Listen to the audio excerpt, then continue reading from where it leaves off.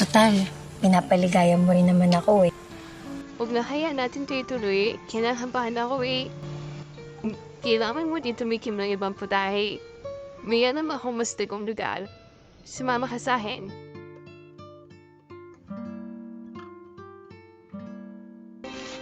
Huwag kang matakot. Ito kapatid mong dinadala na masawa ka noon. Sa isang tahimik na baryo ating kilalanin si Marie na kung saan sa kanya halos bumibili ng mga kagamitan ang kanyang mga kabaryo. Si Marie rin ang nagpatupad na tinatawag nila na paluwagan at mula Lunes hanggang Friday ay maniningil ito sa bawat isa ng 20 pesos at sa tuwing Sabado naman ay mayroon isa sa kanila ang kukubra ng kabuuang 1,000. Subalit pwedeng pumili ang mga kababaihan na sa sahod na kung gusto ba nila ng 1,000 or sarap na ibibigay naman sa kanila ng nag-iisang lalaki sa kanilang baryo. Ang dahilan na kung bakit ganoon kadesperado ang mga babae sa sarap ay sa dahilan na ang kanilang mga asawa ay buwanan lamang kung umuwi dahil mayroon silang trabaho sa syudad. Kaya halos lahat ng mga kababaihan sa baryo ni Marie ay kulang na kulang sa dilig ng kanilang mga asawa. Nagtungo naman si Marie sa tinatawag niyang tatay at madalas niya itong abutan ng tulong dahil minsan na siya nitong niligtas, subalit sa mga oras na iyon ay doon na rin makikilala ni Marie ang lalaking si Hector na siyang natagpuan lamang ni tatay sa gitna ng kabundukan at walang malay. Kaya nang makita ni Marie ang magandang katawan at gandang lalaki ni Hector na isip nito na bigyan niya raw ng trabaho. Ngunit paliwanag ni tatay na wala daw maalala si Hector simula nang matagpuan niya ito sa kabundukan ng walang malay. Sinabi naman ni Marie na pwede raw nilang pagkakitaan si Hector sa pamamagitan ng gagawin niya raw itong tagabigay ligaya sa mga kababaihan sa baryo nila na madalas na nakukulangan sa dilig. Kapalit noon ng 1,000 na kanilang kikitain kada isang babae ay maghahati sila sa bawat porsyento. Bagaman hindi pumayag si tatay sa gustong iyon ni Marie ngunit sa kasamaang palad ay bigla namang aatakihin ng sakit si tatay. Kaya sa nangyaring iyon napagpasyahan ni Marie na sabihin na rin kay Hector na kung anong trabaho nga ang ibibigay niya dito. Hindi naman nagdalawang isip na pumayag si Hector sa dahilang malaki na rin ang utang na loob nito kay tatay. Subalit sambit ni Hector na kung paano niya raw ba mapapaligaya ang mga babae sa lugar nila. Kaya naisip ni Marie na turuan na lang ito sa pamamagitan ng sila munang dalawa ang gumawa. Nakikita mo tong palad ko, parang yan ang labi mo at labi ko.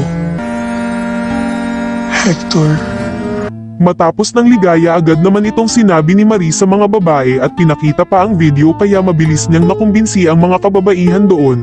Ngunit napag-usapan naman nila ang babaeng si Julia na inuwian naman raw ng asawa bakit mukhang hindi ito masaya. Pabiro pa nilang sabi na baka raw nabitin na naman sa bakbakan nilang mag-asawa kaya malungkot ito. Kaya naisip ni Marie na sabihin na rin kay Julia ang tungkol sa paluwagan nila na siyang mamimili nga sila sa 1,000 sahod at ligaya na magmumula kay Hector. Sa una ay tila nagdadalawang isip pa si Julia dahil alam niyang mali at mayroon na siyang asawa. Subalit pumayag na rin ito sa dahilang hindi na nga rin ito napapaligaya ng kanyang asawa pagdating sa kama. Pag-uwi ni Julia muli naman itong naalala ang sinabi ni Marie tungkol kay Hector. Kaya sumunod na araw matapos makaisang muli ni Marie kay Hector at doon na rin magaganap ang unang pagtataksil ni Julia mula sa kanyang asawa. Bagaman kabado pa si Julia sa gagawin niya ngunit tumuloy na rin ito dahil naroon na rin naman ito. Kaya sa mga pagkakataon na iyon pinaranas na ni Hector kay Julia ang ligaya na matagal na nitong hindi natitikman sa asawa nitong maliit ang sandata.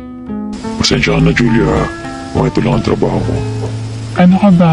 Hindi kita huhusgahan. Aaminin ko sa'yo na sa halos 2 taon namin pagsasama ng mister ko, iba ka magromansa. Para akong napupunta sa langit. Para akong mamamatay sa sarap. Ngayon, nakatikim ka na ng masarap na luto ng Diyos. Subalit mabilis na nahumaling si Julia kay Hector kaya sinabihan niya ito na huwag na raw silang umalis ng bundok at tumakas na lang. Sambit naman ni Hector na huwag daw silang magmadali at pag-isipang mabuti ang gagawin. Bukod pa roon lubusin na lang daw muna nila ang pagsasama nila ngayon at kinabukasan na magdesisyon. Subalit ang hindi alam ng dalawa na mayroon na palang nagaganap na kaguluhan sa lugar nila dahil sa mga ginawa ni Marie. Nalaman na rin kasi ng mga asawa ng kababaihan doon na kung anong klaseng paluwagan ang pinasimuno ni Marie. Bagaman lahat sila ay nagtaksil ngunit ang tanging sinisisi lang nila ay si Marie. kaya binalaan ni Marie ang lahat na ikakalat niya raw ang listahan nila at video kapag siya lang ang makukulong. Biglang dumating naman doon si Julia na may kasamang sundalo, sinabihan nito ang lahat na hindi lang dapat si Marie ang sisihin dahil nagkasala rin silang lahat, subalit ipapakita dito na sa muling paggising ni Hector at nauntog ito sa punong kahoy kaya tila bumalik na ang alaala nito. Ngunit iyon na rin pala ang huling beses na makikita ni Julia si Hector dahil naglaho ito na parang bula. Tuluyan naman na rin kinuha ng sundalo si Marie upang magbayad sa kasalanan nitong nagawa, bagaman tinanggap pa si Julia ng kanyang asawa ngunit tila nanlamig na ito sa kanya, matapos noon tuloy pa rin ang buhay ng mga kababaihan sa baryo na para bang walang nangyari. Sa kasamaang palad pumanaw na rin ang tinuturing na tatay ni Marie at nagsabi ito na doon raw siya ililibing sa lupa niya katabi ng kanyang anak, kung gaano kabilis ang pagdating ni Hector sa baryo ay ganoon rin kabilis itong naglaho. Natagpuan na po ang paring misyonerong nawala. Subalit muling nagpatuloy ang inumpisahang paluwagan ni Marie at kumalat pa ito hanggang bayan. Ikaw ba kapatid, gusto mo rin bang sumali sa paluwagan ni Marie? Ano ang iyong pipiliin? Sahod ba or sarap?